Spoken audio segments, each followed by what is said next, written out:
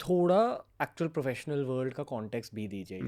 It's a very successful production house that's come out of nowhere in some ways. Yeah. And आप दोनों ने ground breaking काम किया from a media perspective.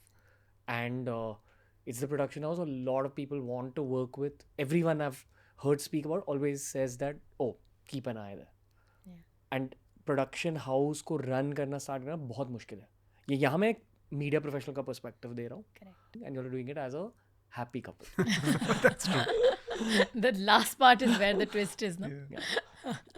अब बताइए, I'm really sorry. So like there are things जो जिसमें मैं अच्छी हूँ, जरा like मुझे बिल्कुल भी एडिट नहीं समझ में आता. Like I can't do post, मतलब मुझे नहीं समझ में आता फ्रेम कहाँ एडिट हो रहा है क्या नहीं हो रहा है, या मुझे बैकग्राउंड नहीं समझ में आता है. अगर मैं ब्रेक डाउन करूँ चीज़ों को, वो सारी ताकत रवि में है. Like I can't do it. हाँ, अगर मैंने एक शो लिखा है, मैं उस शो को लिख सकती हूँ, मैं रवि को सुना सकती हूँ, मुझे बताएगा कि अच्छा ये प्रॉब्लम्स है तो इसको ठीक कर and I be like okay और no, I fight him out saying कि नहीं ऐसा नहीं है, we'll go sell it together. फिर हम उसे बनाएंगे, उसको बनाने में हम रोल्स डिवाइड कर लेंगे कि ओके ये क्रिएटिव पार्ट आप संभालिए, ये मैं संभालती हूँ. तो this I will not interfere in, you take the last call, this I will do, don't interfere, I will take the last call. मतलब इन सारी चीज़ों का बेसिस क्लैरिटी है. या कि मतलब पता है ना कि ये मुझे नहीं आता है तो क्यों फालतू में टांग अड़ानी है उस चीज़ में, क्यों अपना पॉइंट ऑफ व्यू देना है जब पता है कि उसको बहुत अच्छे से आता है, कि वो 10 सेकंड में बैठ कर ये काम चुटकियों में, मतलब if you actually see he designs like he a lot of our shows का look, feel, everything is designed by Ravi. Like he overall looks at it, and then promos, he not only writes them, he thinks, he shoots them, directs them, edits them, makes the music for them, sits and literally like sits and makes the music. बोलता रहेगा ये धुन आनी चाहिए. Like he's that much Downloads. Yeah, visualize उसको कैसे करना है, उसको कैसे market करना है, that all he does. So yeah. Rewind करते हैं. हाँ. Okay, you guys could have easily had very flourishing acting careers and just stopped there. तो ये क्यों करा, ये collective decision क्यों ली? क्योंकि हम एक्टर्स हैं और क्योंकि हमारे बहुत बड़े सपने हैं एज एक्टर्स. अब पूरी ज़िंदगी, मतलब एज एक्टर्स क्या होता है दैट आप हर वक्त किसी पे नज़र टिकाए बैठे हो कि कोई आपकी तरफ देखेगा और कोई आपको लॉन्च करेगा, कोई आपके लिए कुछ करेगा. And which is, I feel people are really lucky जिनके साथ ये हो जाता है. कि किसी के साथ 16 सालों में हो रहा है, किसी के साथ 21 में हो रहा है, किसी के साथ 51 में हो रहा है. There is different ages at which it is happening. And as actors ना हमेशा एक कीड़ा रह जाता है, यार ये मुझे करना था पर उसने मुझे ऑफ़र नहीं किया, ये मुझे करना था पर ये वो इंसान मेरी तरफ देख ही नहीं रहा है, बट मैं ये कर सकती हूँ या मैं ये कर सकता हूँ. तो अब हम वो कीड़ा कैसे पूरा करें. सो सिंपली अगर आपके पास अपना एक सेटअप है तो हम अपने लिए कर सकते हैं. हम अपने सपने एज एक्टर्स अपने थ्रू पूरे कर सकते हैं. So there is a film that I really want to do, there is something I am working on, and वो रवि से बेहतर कोई नहीं लिख सकता, कोई भी नहीं. एंड आई फील कि ही विल डू अ, मतलब he is sitting with, we are sitting, we are jamming every day, he is working on it, and there is something that I am sitting with him on. तो हम लोग shared सपने, shared dreams अपने acting careers के लिए हमने शुरू किया था. It started off like that. The intention was to take control of fate.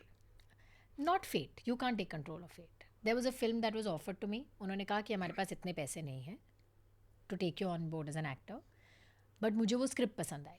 मुझे लगा अरे यार कितनी अच्छी स्क्रिप्ट है. तो उन्होंने कहा कि आप एक काम करो, आप एज प्रोड्यूसर आ जाओ इसमें. आई एम लाइक ग्रेट, ऐसा कर लेते हैं. So it works both ways. वहाँ से सीखना शुरू करा. तो उसके बाद जो भी हमने शोज़ बनाए या जो बना रहे हैं, जो हम फिल्में बना रहे हैं, वो फिल्में जो हम बनाना चाहते हैं.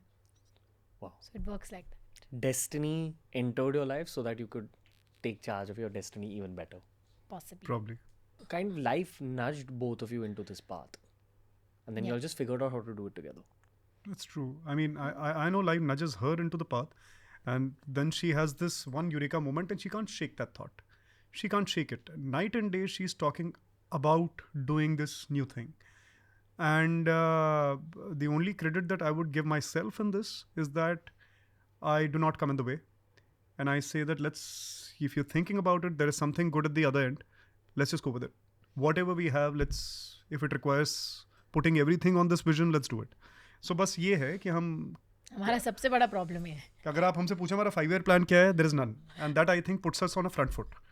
with what we have today. हम रिस्क ही नहीं सोचते, रिस्क एनालिसिस दोनों उसमें थोड़े दोनों करते जीरो नहीं। हैं वो रिस्क एनालिसिस नहीं करते, लगता है कि थॉट आया, दिया है भगवान ने तो करने के लिए दिया equipment होगा। भी soldiers never So sent we to the go front line of wars without being equipped for it. Literally dream Yatra drama जो हमारा लॉन्ग फॉर्मेट चैनल है, ये इससे पहले before we launched it in India, इससे पहले सिर्फ कोरिया में it's a huge success in the long format, so to say.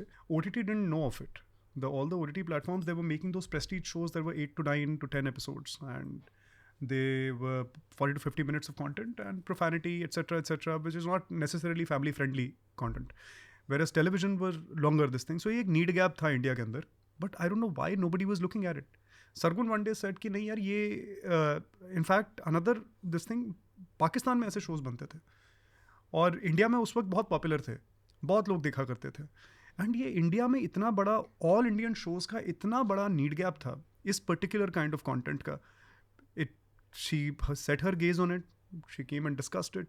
No, we'll do this, we'll call it dream Yatra drama, we'll produce long content, long format shows exclusively on YouTube. Nobody was doing it. Either they would go and put money on their OTT platforms, extremely high overheads. There is no security of your content. The firewalls were weak. So she decided to put it on YouTube.